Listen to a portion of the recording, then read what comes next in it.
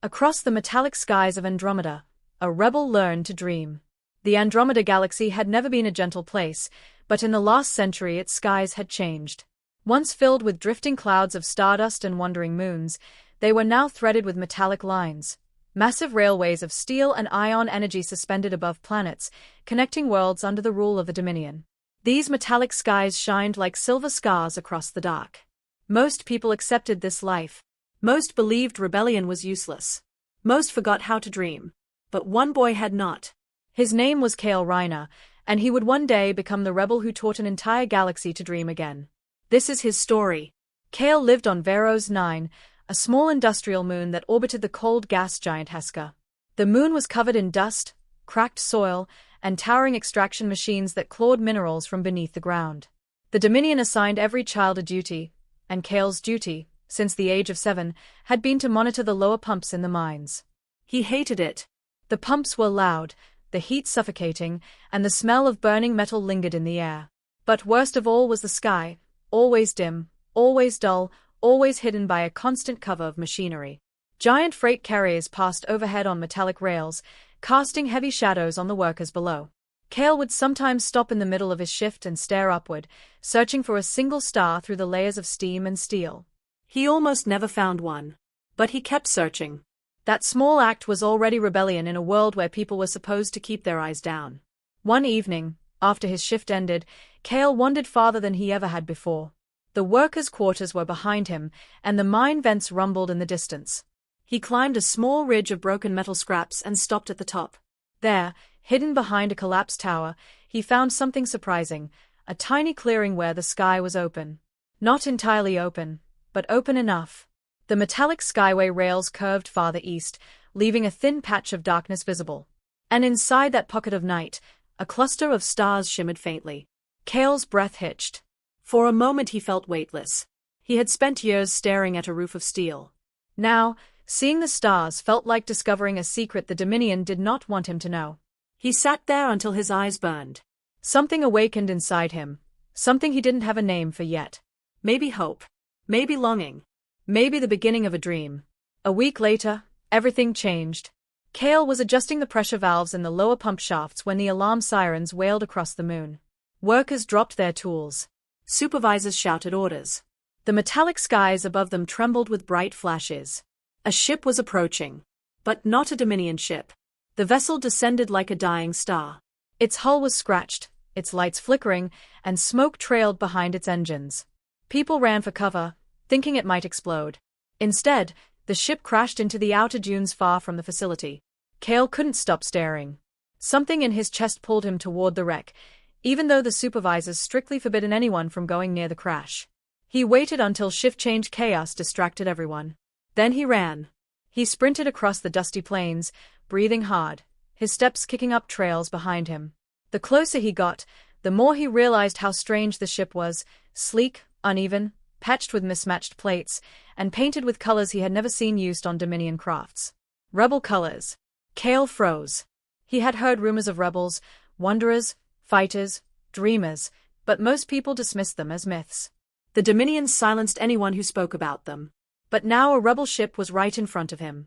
He approached slowly, heart pounding, until he heard a voice. "Stay back." Kael jumped. From behind a fallen piece of hull plating, a woman struggled to stand. Her clothes were torn, her breathing rough, and her forehead was bleeding. She pointed a small plasma cutter at him. "Who are you?" she demanded. Kael swallowed. I'm nobody. A mine worker. I just came to see if someone was alive." The woman lowered the cutter slightly. Her eyes softened. "Well, you're the first friendly face I've seen in days," she whispered. Her legs shook. She collapsed. Kael rushed to catch her. In that moment, he didn't know that helping her would place him directly in the crosshairs of the Dominion. He didn't know that she was an officer in the Andromedan Rebellion. He didn't know that saving her would change his life. But Kael did know one thing. He couldn't leave her there to die. The woman regained consciousness inside a storage shed Kael used to hide spare tools. He had carried her there under the cover of darkness, avoiding guards and cameras. When she opened her eyes, she looked confused. Where am I?" "Safe," Kael said softly. "Or as safe as this place can be." She stared at him. You should not have helped me. The Dominion kills anyone who aids rebels. I know. Then why? Kael thought for a moment. Because when I saw you, I felt something. Like the stars were closer. The woman blinked, surprised. After a pause she extended her hand. I'm Myra Taloris, captain of the rebel ship Sparrow's Edge. Kael hesitated before shaking her hand.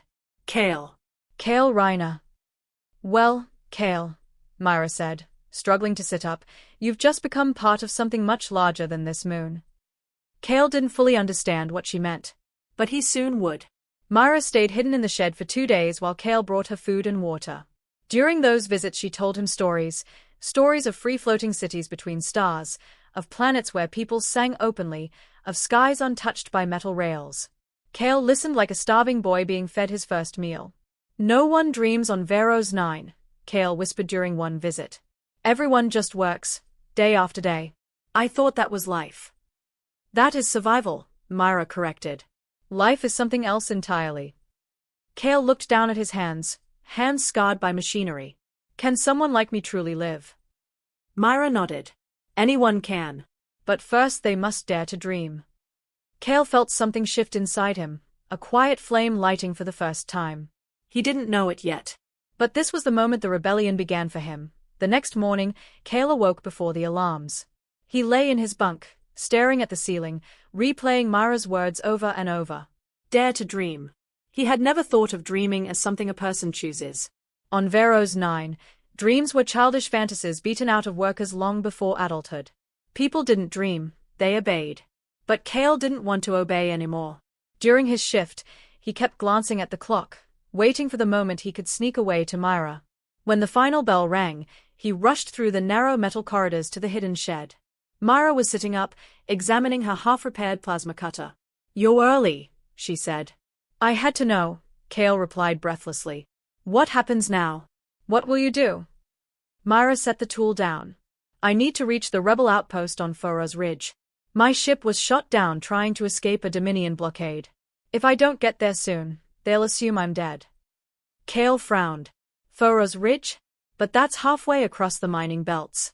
No one can travel that far without a Dominion pass. Myra held his gaze. I can't do it alone. Why tell me? Kael whispered. Because you helped me when you didn't have to.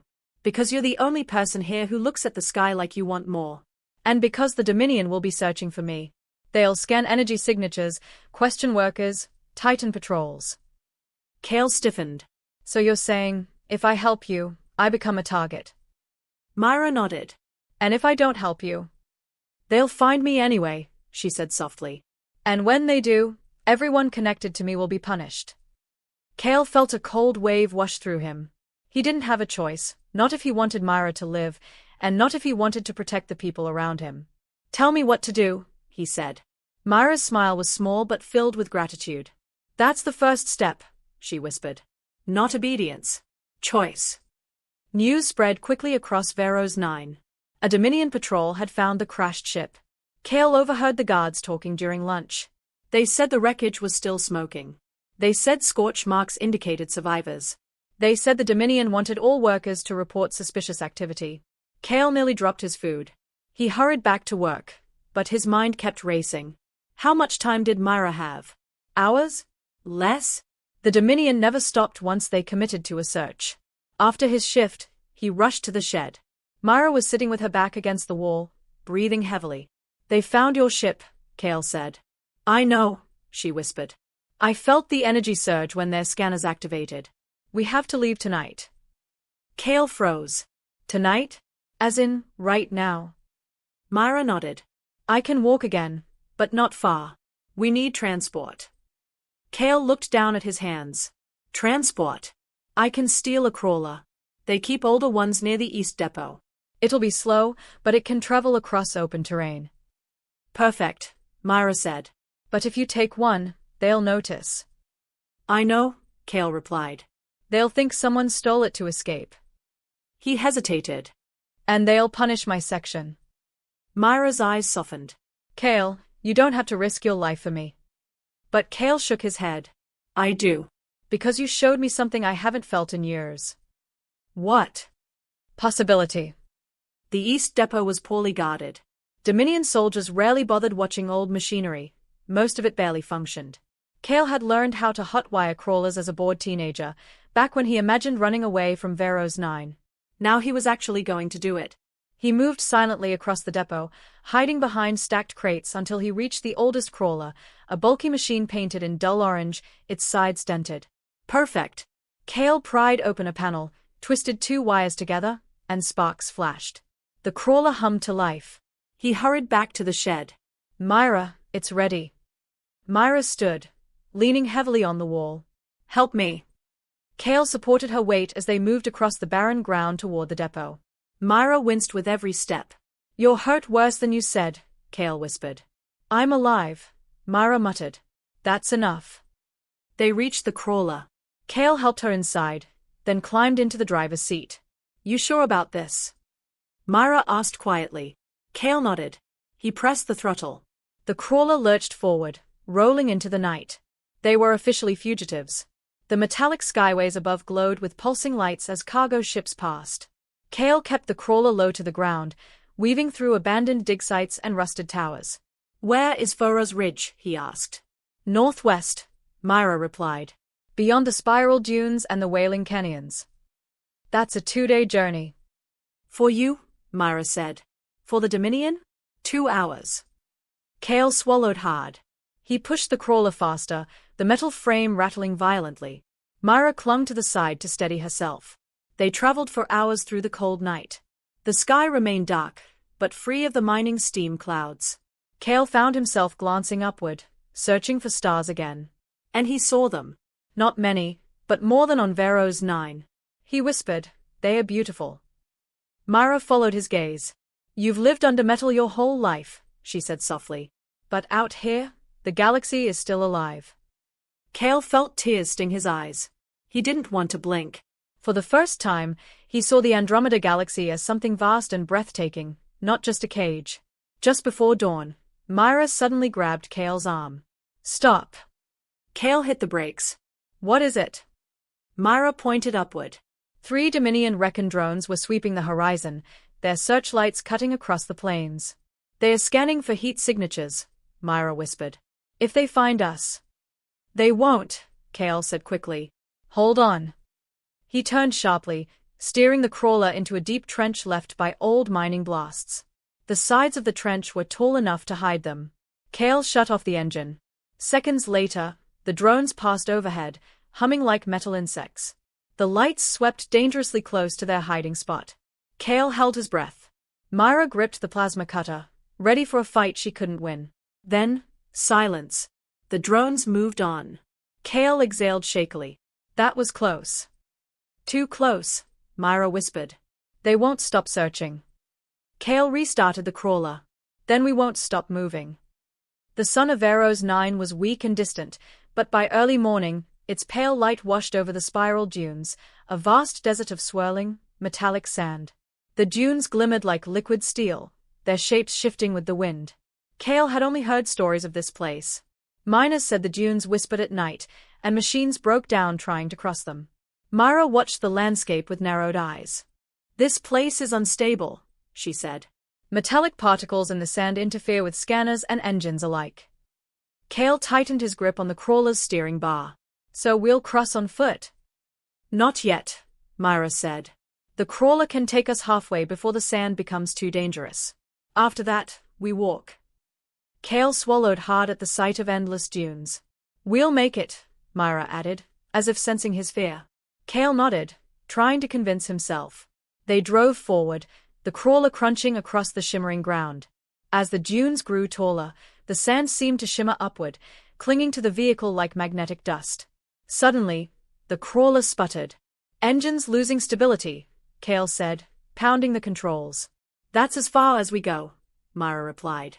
They climbed out. Kael shielded his eyes against the bright reflection of the metallic sand. It's beautiful, he whispered. It's deadly, Myra corrected. Stay close. The dunes moved beneath their feet like soft dunes of iron filings. Each step was slow, dragging, and tiring.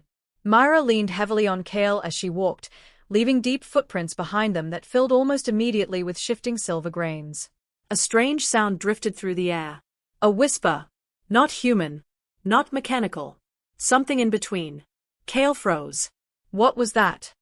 The dunes, Myra whispered. When wind passes through the metal grains, it makes that sound. Kael shivered. It sounds like voices. Some say the dunes remember the people who died here, Myra said quietly. Caravans used to cross this route long before the Dominion built its skyways. Many were lost. Kael listened again.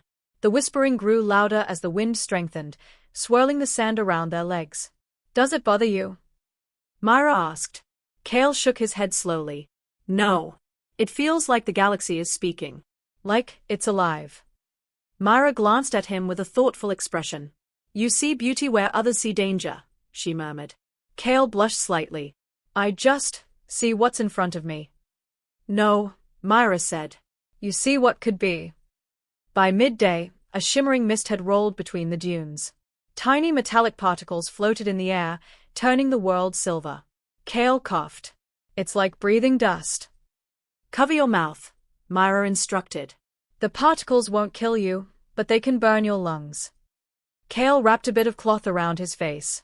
As they walked deeper into the fog, visibility dropped to only a few meters. Myra squeezed Kael's arm tighter. Stay close, she whispered. We can't get separated. Kael nodded. How much farther? Half a day's walk. We must reach the ridge before nightfall. Kael looked at Myra. Her face was pale, her steps wavering. You're hurting, he whispered. I'll survive. You don't have to act strong for me. Myra gave him a tired smile. Kael, you're still a child. I'm 16, he muttered. And you carry yourself like you're 40, Myra replied softly. That happens on worlds like this. Kael didn't answer. He just kept walking, guiding her through the swirling silver fog. As they rested in the shade of a tall dune, Myra leaned against a rock, catching her breath. Kael sat beside her, staring at the fog. Myra, can I ask you something? Go ahead. Why did you join the rebellion? Myra's expression darkened. When I was your age, she began quietly, the Dominion raided my village. They said we weren't meeting production quotas. They took half-hour supplies and arrested people at random to send a message. My brother tried to stop them. Kael swallowed. What happened? They shot him, Myra said, her voice cracking. Right in front of me. Kael looked down, fists tightening. I'm sorry. Myra wiped her eyes. I swore I would never let the Dominion decide the value of a life again. I joined the rebellion at 19. I've been fighting ever since. Kael hesitated, then asked, do you ever regret it? Myra shook her head. This path is hard. But every time I see someone like you, someone who still dreams, I know the fight is worth it. Kael felt warmth spread through his chest. No one had ever spoken to him like that before. Hours later, while descending a steep dune, Myra suddenly grabbed Kael's hand. Look! Kael followed her gaze. In the far distance, a dark wall of swirling metal particles rose into the sky. A storm, he whispered. A metal storm, Myra said grimly. We need shelter. Now. They hurried toward a cluster of jagged rocks near the base of a dune. The wind howled louder and louder, scattering shards of metallic sand that cut through the air like tiny blades. Kael ducked inside a natural crevice, pulling Myra behind him just as the storm hit. The world outside became a violent silver blur. Sand hammered the rocks like thousands of needles. Kael shielded Myra with his body, feeling the metal grains strike his back through his clothes. This storm could last hours, Myra shouted above the noise. Kael nodded, though fear thudded in his chest. What if we don't make it? He asked. We will, Myra said firmly. How can you be so sure? Myra met his gaze. Because you still have a future. And I'll survive long enough to help you reach it. Kael felt his throat tighten. No, he whispered. I'll help you survive. They held onto each other as the metallic storm raged outside. And in that small, dusty crevice, Kael understood something new. Dreams were not just about seeing the stars. Dreams were about holding on, even when the galaxy tried to break you. The metal storm raged for 3 long hours. When it finally calmed, the world outside the crevice looked scraped clean and reshaped. Dunes had shifted, forming new patterns like swirling silver waves. The sky glowed a soft bronze as the sun sank closer to the horizon. Kael carefully stepped out of the crevice. A thin layer of metallic dust covered his hair and clothes. Myra followed, leaning on the rock wall for support. "We should keep moving," she said weakly. "Fora's Ridge is close now." Kael shook his head.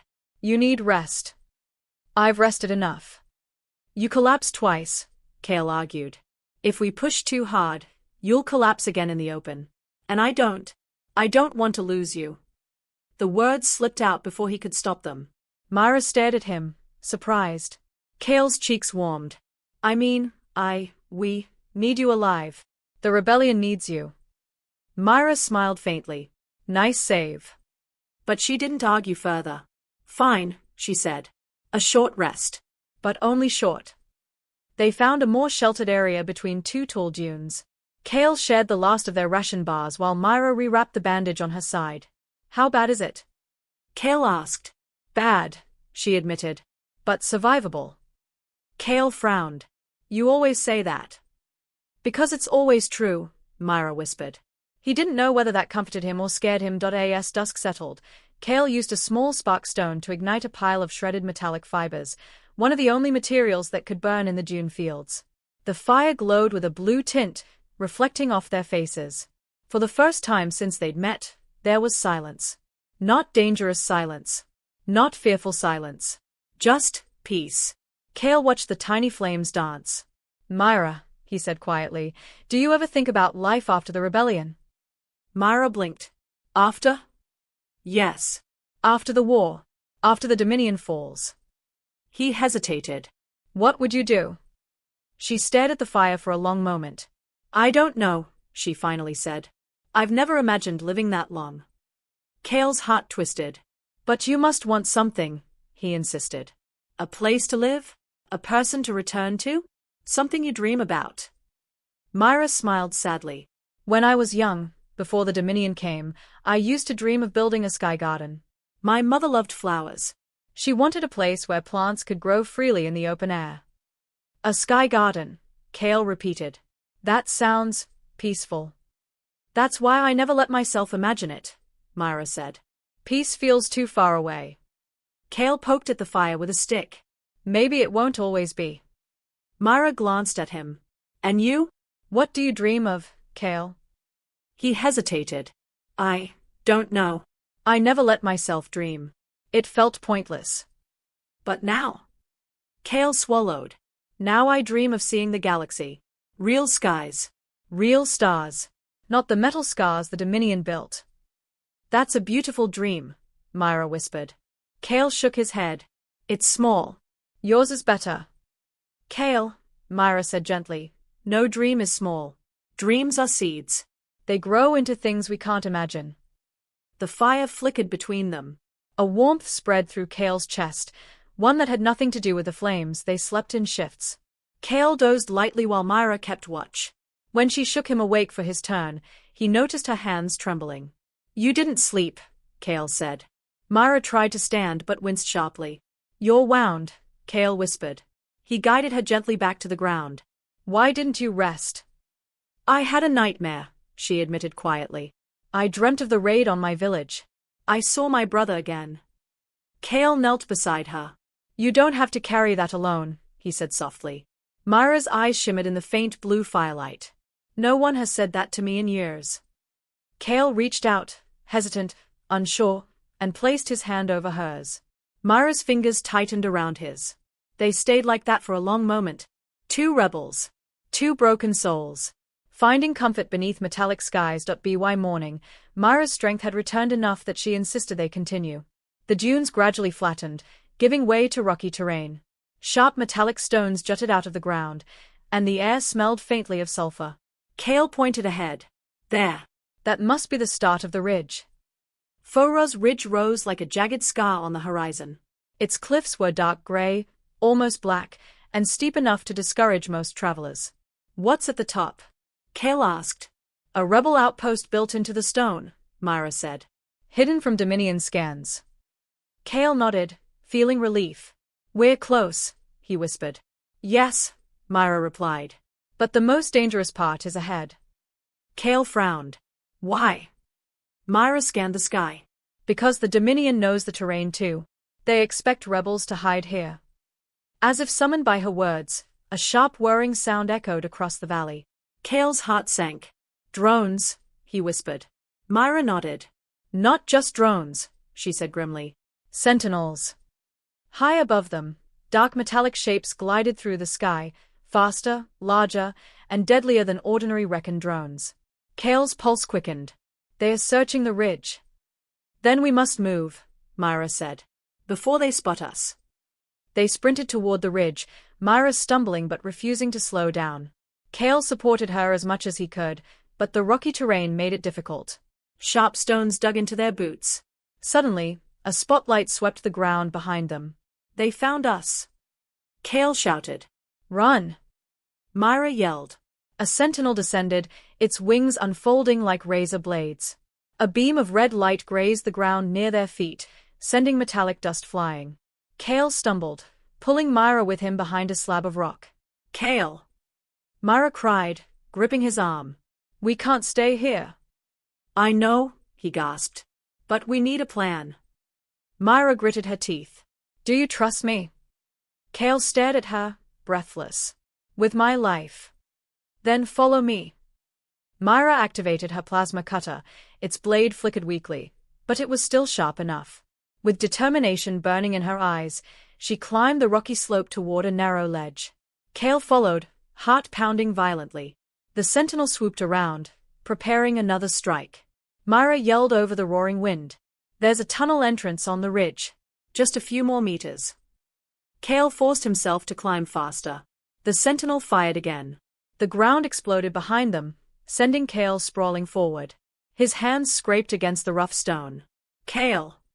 Myra screamed. He pushed himself up, lungs burning. I'm okay. Together they scrambled up the final stretch of rock.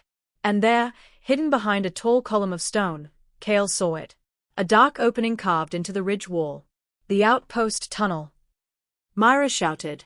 They sprinted toward it as the sentinel dipped low for a final attack. Just as a blast of red energy streaked toward them, Kael and Myra dove into the tunnel, disappearing into the darkness. The metallic skies of Andromeda had always shimmered like a river of liquid glass, but that night they trembled. Waves of violet energy rippled across the atmosphere as if someone had struck the sky with an invisible hammer. The people of Haven 4 stopped in the streets, their faces tilted upward, wondering if the Dream Core had finally broken or if the Celestials were sending another warning.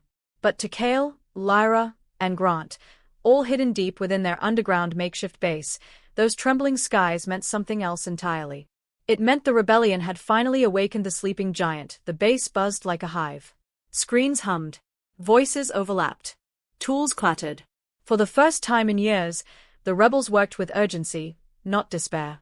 Kael walked through the chaos with a datapad in his hand, watching as old engineers repaired pulse rifles and young recruits set up encrypted communication lines. Hannah, a mechanic whose hands were always dark with dust, ran up to Kael. 3 more power cells stabilized, she said. But this place is going to blow if we overload the grid again. Kael nodded. We'll try not to repeat yesterday. Lyra, who overheard them while leaning over a holographic map, smirked. You overloaded one grid. Just one. No one died. That counts as progress. Grant grunted from behind a stack of crates. Progress would be not blowing up anything we're trying to use. Kael rolled his eyes. Funny. But right now we need everything we can get. The Celestials won't ignore us anymore. Not after we cracked their control net. Lyra's smirk faded. They'll come soon. With drones. With enforcers. With hunters. And we'll be ready. Kael tried to sound confident. The truth was uneasy inside him, swirling like the storm outside. We have to be. That evening, the rebels gathered in the central chamber, a circular space formed from old mining tunnels. Light flickered from screens showing the metallic skies above, streaked in violet. Lyra stepped forward and activated a projector. A glowing blue sphere appeared.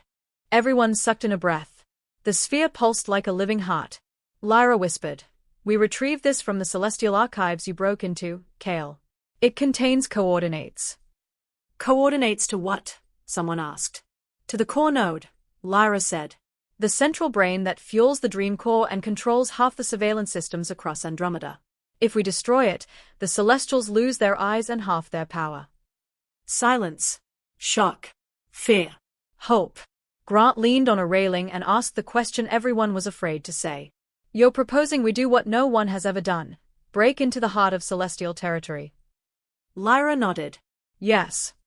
Kael felt the room tightening, breaths holding, hearts pounding. He stepped forward, voice steady. We always said we wanted freedom. That we wanted to break the chains we were born into. This is our chance.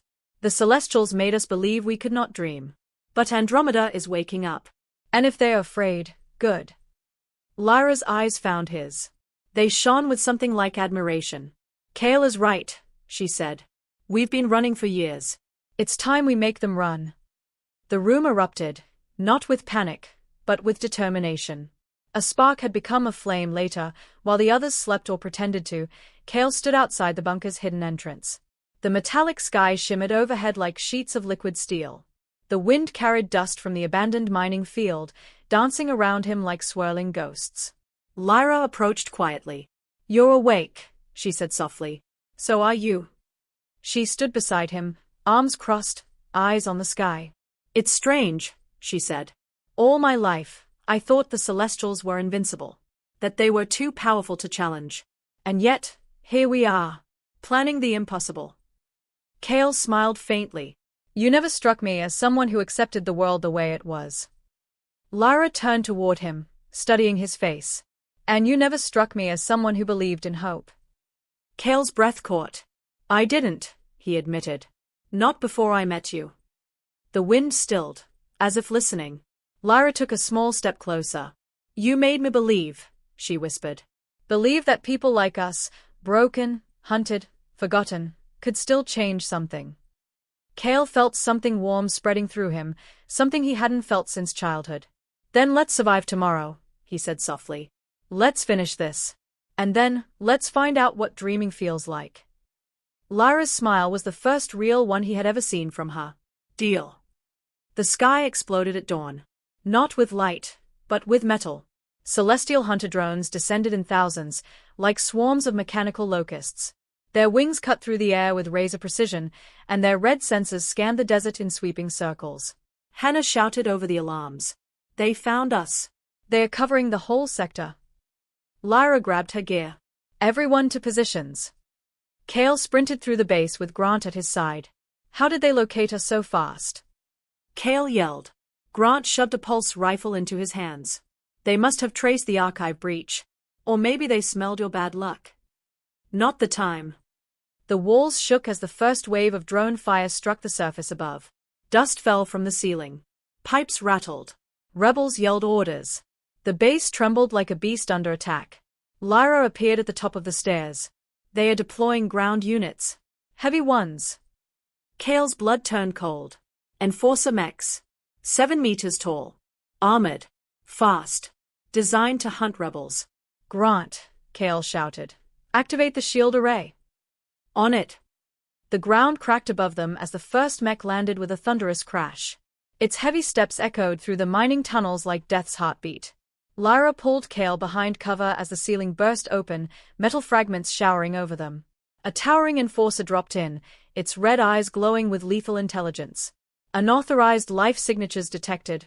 It droned. Terminate. Kael aimed his rifle. Lyra pulled 2 plasma discs from her belt. Grant cursed loudly. And the battle began. What followed was chaos. Blinding plasma bursts illuminated the tunnels. Gunfire echoed off stone walls. Smoke filled the air, making it hard to breathe.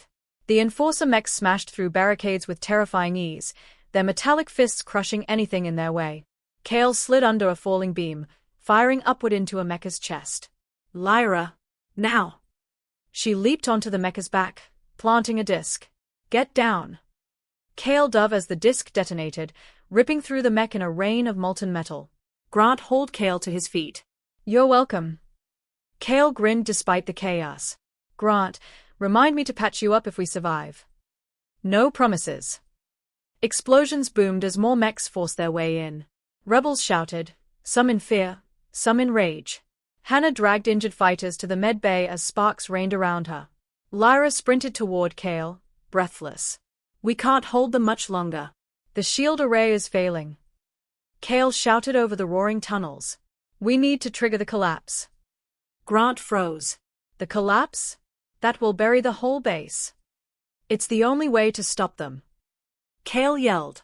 If we don't close this place, we'll all die. Lyra grabbed Grant's arm. His right. Grant exhaled shakily. Fine. But you two owe me after this. The rebels pulled back as Kael and Grant raced to the central control node. Sparks flew from ruptured cables. The roar of approaching mechs grew louder. Kael slammed his hand on the controls. Start the collapse sequence. Warning alarms blared through the base. Lyra appeared beside them. Everyone is evacuated to the perimeter tunnel. We don't have long. Kael looked at her, chest tight. Let's go.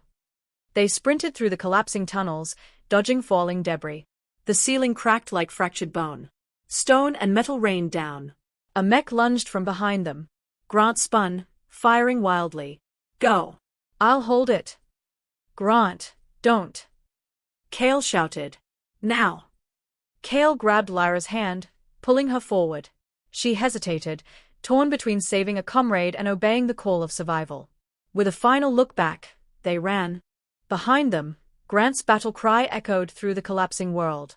Then, silence. Followed by a deafening crash as the entire section caved in. Kael stumbled, gripping the wall. Lyra pressed a hand to her heart, eyes wide with grief.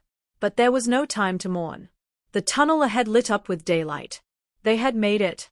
The base behind them sank into the earth, sealing itself, and the Celestials' mechs, beneath tons of rock. The rebels gathered outside, battered and weary, staring at the rising metallic dawn. Kael whispered. We lost too many. Lyra placed a hand on his shoulder. But we're still alive. And now the Celestials have made their biggest mistake. Kael looked at her. What mistake? Lyra's eyes burned with fire. They forced us into becoming something stronger than rebels. She stepped forward as the violet-lit sky stretched above them. They turned us into a revolution. The metallic skies of Andromeda were still trembling from the destruction of the rebel base. Clouds of shimmering dust drifted upward like the breath of a wounded world. The rebels stood in the barren desert, shaken, bruised, and staring at the smoke columns that marked the grave of dozens of their friends. Kael wiped the dust from his face. His hands were trembling, not from fear, but from rage, from loss, from the terrible weight of knowing that Grant, who had laughed through every danger, was gone. Lyra stood beside him, shoulders stiff, jaw set. Her eyes were red, though she hadn't shed a tear. She didn't allow herself the luxury of falling apart. Not yet. Not when the entire rebellion was holding itself together by a thread. Hannah approached carefully. The scouts have returned. Celestial drones are searching the perimeter. We can't stay here. Kael nodded. We move. Now. Lyra stepped forward and raised her voice so everyone could hear her. We lost a lot today. Good people. Brave people. But we are not defeated. We carry their fight with us, and we will honor them, not by hiding, but by finishing what we started. A murmur rolled through the group. Heads lifted. Backs straightened. Kael felt the shift in the air. The rebellion was wounded, but it was not broken. Not anymore. The first real plan. They traveled across the desert in silence for hours, until the metallic glow of the skies softened to a dull, ghostly shimmer. By nightfall, they reached an abandoned cargo station, just twisted metal frames and half-buried containers. It was quiet, hidden, and perfect for what they needed. Lyra spread the blueprint across a steel crate, lighting it with a portable hololamp. This, she said, tapping the glowing diagram, is the core node. Kael leaned closer. It's bigger than I expected. And scarier, Hannah muttered. The core node was located on Celestial Platform F-19, one of the sky cities suspended above Andromeda. It was a fortress of polished chrome and floating shields, surrounded by energy barriers and patrolled by hundreds of drones. Kael frowned. How are we supposed to get up there? We don't have shuttles. We don't have codes. We don't even have uniforms. Lyra smiled slightly. You're right. We don't. She zoomed the map outward. But the Celestials do. Kael's brow furrowed. You're suggesting we capture transport? Lyra nodded. Not any transport. A command shuttle. They are fast, armed, and carry override codes for sky platforms. But those shuttles are only stationed in. Kael stopped. His eyes widened as understanding hit him. The Iron Citadel. Lyra nodded again. Hannah nearly dropped her toolkit. That place is suicide. It's one of the most guarded facilities in the entire quadrant. Lyra crossed her arms. Exactly why they won't expect us to strike there. Kael let out a breath, half in disbelief and half in admiration. You really don't know fear, do you? Lyra's voice softened. I do. I just refuse to bow to it. 2 days later, they reached it. The Iron Citadel towered over the horizon like a massive needle stabbed into the metallic sky. Its walls were sharp and reflective, shining with the light of 1,000 surveillance beams. Drones buzzed around it like angry insects. Kael crouched behind a rock formation, staring at the fortress. There's no way we can get inside through the main gates. We're not, Lyra said. We're going through the waste vents. Hannah grimaced. I hate this plan already. But they followed. At night, when the drone pattern thinned, Kael, Lyra, and Hannah slipped across the sand dunes, using the shadows cast by the tower to stay hidden. The vents were located at the back, near a canyon wall. Enormous grates pulsed with hot steam. Kael climbed up first.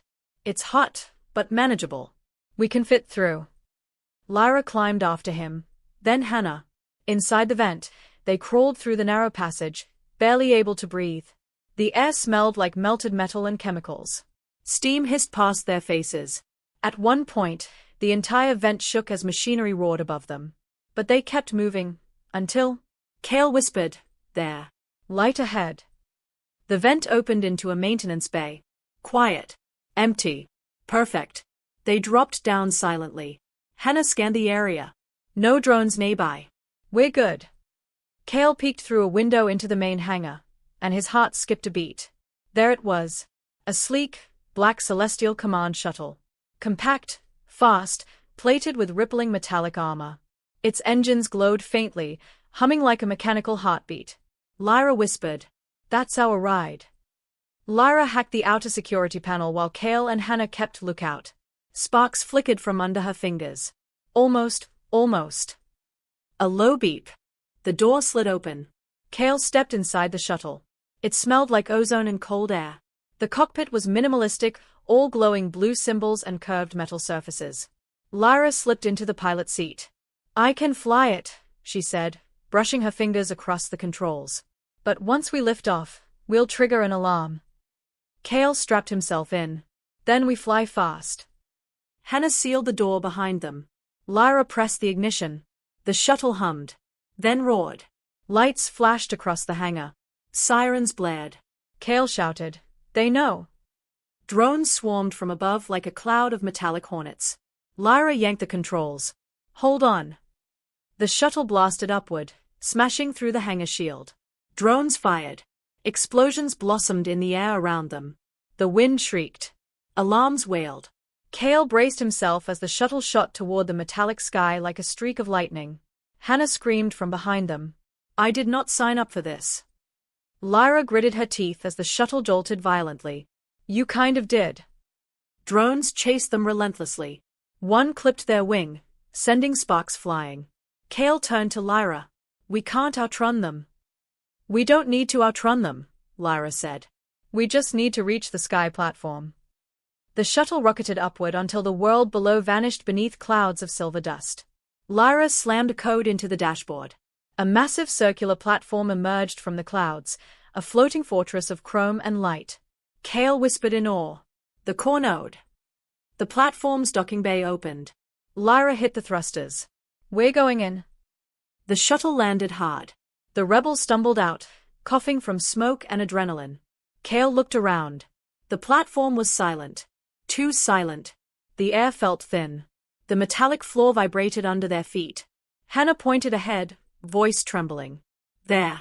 That door leads to the core. A massive gate loomed in front of them, etched with glowing symbols. Behind it, the heart of the Celestial's power. Lyra stepped forward and placed her hand against the panel. The gate split open. A blinding white light spilled out. Kael shielded his eyes, stepping inside. and froze. What he saw was impossible. Floating machines. Towers of glowing glass. Rivers of data cascading through the air. And at the center, rising like a giant metallic crystal, the core itself. Lyra swallowed hard. This is it. Kael felt his heartbeat slow. This was the moment everything had led to. But something was wrong. Footsteps echoed behind them. Dozens. Then hundreds. The rebels turned. A Celestial Enforcer commander stood at the entrance, flanked by an entire platoon of armed drones and soldiers. His voice boomed across the chamber. Rebels of Andromeda, you should have stayed asleep. Kael's breath vanished. Lyra reached for her weapons. Hannah whispered. We walked into a trap. The commander raised a hand. And now, he said, you will be erased. Kael's heart hammered in his chest as the Celestial commander stepped forward. The metallic floor hummed beneath their feet, vibrating with the power flowing through the core. The towering crystal structure pulsed with cold, white light like a sleeping monster. The air tasted sharp, electric, alive. Drones hovered behind the commander in perfect formation, their weapons aimed at Kael, Lyra, and Hannah. Each drone hummed with deadly precision. Lyra's eyes darted to Kael. We're not running, she whispered. Not this time. Kael nodded, even though his throat tightened with fear. They had come too far to surrender now. The Celestial commander lifted his chin, voice icy. You trespassed into the one place rebels were never meant to reach. Lyra stepped forward. We're here to end your control. Control? The commander replied, almost amused. We preserved order. We preserved peace. At the cost of freedom. Kael shouted. The commander raised a hand. Freedom is chaos. Freedom is destruction. And you, Kael Marin, are a mistake we will soon correct. Kael's pulse stopped. He knows my name. The commander took another step. You were never meant to awaken. The Dream Core should have kept you docile. You are an anomaly. A glitch. Lyra's grip tightened on her weapon. His not a glitch. His a spark. A spark can be extinguished. The commander gestured. Every drone aimed. Every gun clicked. The chamber filled with the sharp whine of charging weapons. Lyra whispered, ready. Hannah whispered, I never signed up for this. Kael whispered, together. And then, a deep, resonant boom shook the chamber. A section of the platform wall exploded inward. Metal shards flew across the room. The shockwave threw drones off balance and knocked soldiers to their knees. Through the smoke, a massive silhouette emerged. Hannah gasped. No way. Kael's eyes widened. Grant. Alive. Covered in dust and ash, armor scorched, one arm braced with makeshift plates, Grant stumbled into the chamber holding a plasma cannon nearly as big as his torso. He spat blood onto the floor and growled. Miss me? Kael rushed forward. Grant. How? Grant smirked. Collapsed tunnels. I crawled. Killed a mech. Borrowed its power core. Walked here. I'm too stubborn to die. Kael laughed and choked all at once. Hannah sobbed and hugged Grant's arm like she never wanted to let go. Lyra smiled for the first time since the base fell. Perfect timing. Grant swung the cannon forward. I brought friends. Behind him, a dozen ex-miners, survivors from the ruined base, charged into the room, carrying scavenged weapons, armor, tools, anything that could be used to fight. They roared as they stormed the chamber. The Celestial commander's eyes flared. This changes nothing. Lyra's voice rang loud. It changes everything. What followed was chaos shaped into war. Blinding energy bolts tore through the chamber. Plasma fires streaked across the air. Explosions echoed like thunder inside the metal cathedral. Kael fired round after round, dodging exploding tiles as drones swarmed overhead. One clipped his shoulder. He spun, firing back. It crashed to the ground in a shower of sparks. Lyra moved like lightning, jumping, sliding, throwing plasma discs that detonated drones mid-air. Her eyes burned with fierce determination. Grant's cannon unleashed thunderous blasts, knocking entire groups of drones out of formation. Come on. I didn't claw my way out of a collapsing base to die in a fancy chrome room. Hannah worked with 2 miners to overload a generator, sending a pulse wave that disabled a whole row of Celestial soldiers at once. But the commander. He moved like a phantom, dodging fire, striking with impossible speed. His armor glowed with shifting patterns. Kael aimed at him. Fired. The commander deflected the shot with a flick of his wrist. You cannot win, anomaly. Kael gritted his teeth. I don't need to win alone. As if summoned, Lyra landed beside him, hair wild, armor scorched. Together? Always. They charged. Kael swung the blunt end of his rifle. The commander blocked, counterattacked, moved like liquid metal. Lyra leaped behind him, kicking hard. He staggered a step. Just one. But enough. Kael fired point-blank. The blast cracked the commander's helmet, revealing a pale, half-synthetic face beneath, smooth metal on one side, scarred human skin on the other. The commander snarled. You will not break the core. Lyra stepped in front of Kael. We already have. As if on cue, the crystal core behind them began to shift. The glowing rivers of data intensified, swirling faster and faster. The chamber vibrated violently. Hannah screamed over the noise. You overloaded the system when you broke the shield. The core is destabilizing. Grant yelled back. Is that good or bad? Yes. Kael turned to Lyra. We need to shut it down before it explodes. Lyra's eyes widened. Or before it locks us into a nightmare. Hannah pointed to a terminal on an elevated platform. That's the control override. If we get there, we can shut the entire system down. Kael nodded. Then that's where we go. The commander's voice echoed across the chamber, low and furious. You cannot stop the inevitable. He lunged. Kael and Lyra ran. Grant fired at the commander, forcing him to dodge. Hannah and the miners blasted a path through waves of drones. Sparks rained from the ceiling. The core's energy surged brighter, shaking the room like a storm. Kael reached the platform stairs. Lyra dashed ahead of him. They climbed, faster, faster, the commander following close behind, metal footsteps pounding. Kael reached the top and slammed his hands on the terminal. Lyra, help me break this. Lyra grabbed the cables, pulling, twisting, hacking through the code with a tool Hannah had given her. The terminal flickered between warnings and static. The core shrieked with energy. The commander leapt onto the platform. I will end this rebellion. Kael stepped between him and Lyra, raising his battered weapon. You'll have to go through me. The commander lunged. Kael braced. But Lyra spun and hurled her last plasma disc.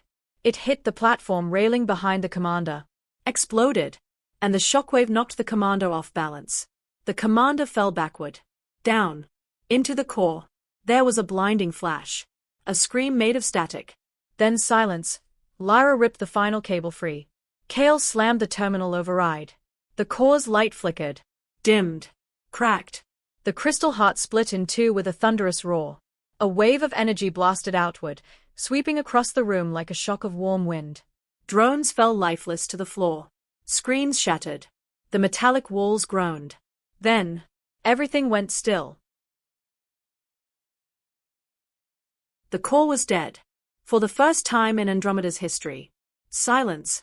Pure, free silence. Kael stared at the broken core, chest heaving, sweat dripping down his face. Lyra leaned against the console, breathing hard. We did it. Grant limped up the stairs, grinning despite the blood trickling down his cheek. I leave you two alone for 5 minutes and you destroy a god. Hannah rushed in after him. The entire network is collapsing. The surveillance grids, the control fields, everything is offline. Kael felt something warm in his chest. Hope. Real hope. Lyra stepped close to him, placing a hand on his cheek. You started all this, she whispered. You learned to dream. And you shared that dream with all of us. Kael took her hand in his. No. You taught me how. The metallic sky outside flickered, then shifted. Colors changed. Brighter. Softer. Free. Andromeda was waking up. Grant crossed his arms. So. What now? Lyra turned to Kael. Kael turned to the broken core, then to the open doorway where dozens of rebels were gathering, watching the metallic dawn rise beyond the platform. He spoke quietly. Now, we rebuild. We take back the cities. We free the people. We finish what we started. Lyra nodded. And we make sure no one ever steals our dreams again. Hannah smiled through tears. Grant grinned. The rebels stepped together toward the new world unfolding before them. One no longer ruled by the Celestials, one no longer shaped by machines or fear. For the first time in their lives, they were free to imagine something better. They were free to dream. Kael lifted his head toward the sky, its metallic glow reflecting in his eyes. "Across the metallic skies of Andromeda," he whispered, "a rebel learned to dream." The metallic skies of Andromeda were changing. For the first time in generations, the cold silver glow that had always hovered above the world began to soften, fade, and break apart. Strips of real sky, pale blue and startlingly gentle, appeared between the cracks like the world was taking its first breath after centuries of drowning. Kael stood on the balcony of the liberated sky platform, watching fragments of a celestial shield fall away like pieces of a broken illusion. Each shimmering piece dissolved before hitting the ground, melting into harmless streaks of light. Lyra stepped beside him, crossing her arms as she looked over the horizon. "Still feels strange without the hum of the core," she said. Kael nodded. "It feels alive." Below them, cities that once shivered under mechanical surveillance were now buzzing with movement, people pouring out into the streets, touching raindrops for the first time, blinking at real sunlight peeking through the metallic haze. Voices rose from the crowds below. Fear was gone. Uncertainty remained. Yes, but there was laughter now. Music. The sound of children running without alarms blaring. "You really think they can rebuild?" Lyra asked quietly. Kael watched a group of freed workers tear down the holographic banners of the Celestials. "I think they already are." Lyra tilted her head toward him, her expression softer than Kael had ever seen it. "And you? What will you rebuild?" Kael took a breath, feeling the word form inside him like a warm flame. "Hope," he said. "For all of us." The rebels who remained. Grant stomped onto the balcony, grinning despite his bandages. "Hey, lovebirds. If you two are done enjoying the view, the council wants to see you." Lyra rolled her eyes. "The council?" Grant nodded dramatically. "Apparently we're important now." "Heroes and all that nonsense." Hannah rushed in behind him, a datapad tucked under her arm. "Important? Try essential. We just found out how deep the celestial roots go. Their backup systems are hidden across the outer colonies. We'll need a full coalition to dismantle it all." Grant snorted. "Great. More work." Kael smiled. "Freedom takes work." Yeah, Grant muttered. "But we better get food first. I'm starving." Hannah laughed, relief pouring out of her in waves. "Grant, you nearly died and the first thing you think about is food." "Listen, Hannah, if I don't get a hot meal soon, then I might die." Kael laughed. Lyra shook her head. Some things would never change. The central chamber of the sky platform had been transformed. Where celestial officers once stood, ordinary people now filled the space. Miners, engineers, farmers, refugees, rebels. They spoke not in fear, but in rising determination. Kael, Lyra, Grant, and Hannah stepped inside. An older woman approached them, her eyes tired but bright. "Kael Marin," she said. "You woke our world. We owe you more than we can ever repay." Kael shook his head. "You owe me nothing. This was everyone's fight." The woman nodded. "Then help us lead the next part of it." Lyra raised a brow. "Lead. We need voices like yours. People who refuse to break. People who understand that freedom isn't a crown, it's a promise." Kael exchanged a glance with Lyra, with Grant, with Hannah. He felt something shift inside him. A calling. But not one the core forced into his mind. A calling he chose. Kael spoke quietly, but his words carried across the room. "I'll help. Not as a ruler. Not as a commander. But as someone who believes this world can be better." Hannah lifted her datapad. "Then we have work to do." Grant cracked his knuckles. "I'll bring the muscle." Lyra smiled at Kael. "And I'll make sure you don't get yourself killed." People around them chuckled, nodding. The real rebuilding began that day. Later that evening, Kael walked alone to the highest point of the platform. A breeze brushed against his face. Not artificial wind, but real air, drifting freely now that the celestial systems were gone. He closed his eyes. Once, he never dreamed at all. The Celestials had stolen the ability from him, locking his mind inside a fog of obedience. But now, he dreamed of a world where skies were not metal, where people sang without fear, where every child could close their eyes and imagine something beautiful. Lyra joined him quietly. "Thinking." Kael nodded. "Dreaming." I used to think dreams were dangerous, she said. Because they made people rebel. Fight. Hope. And now? Lyra looked at the sky, at the stars beginning to pierce through the thinning metal haze. They still are, she admitted. But maybe that's the point. Maybe dreams are supposed to be dangerous, to those who fear change. Kael smiled. And essential to everyone else. Lyra slipped her hand into his. So, what will you dream now, Kael? He squeezed her hand gently. That we build a world where no one is afraid to close their eyes. And when they open them, she whispered, they'll see a future they chose. The sun dipped under the fading metallic sky, casting ribbons of gold across a world still shaking off chains. People cheered from rooftops. Lanterns flickered along the streets. Music rose from a distant courtyard. Kael breathed in the air of a new era. Across the metallic skies of Andromeda, a rebel once learned to dream. And now? An entire world was learning with him.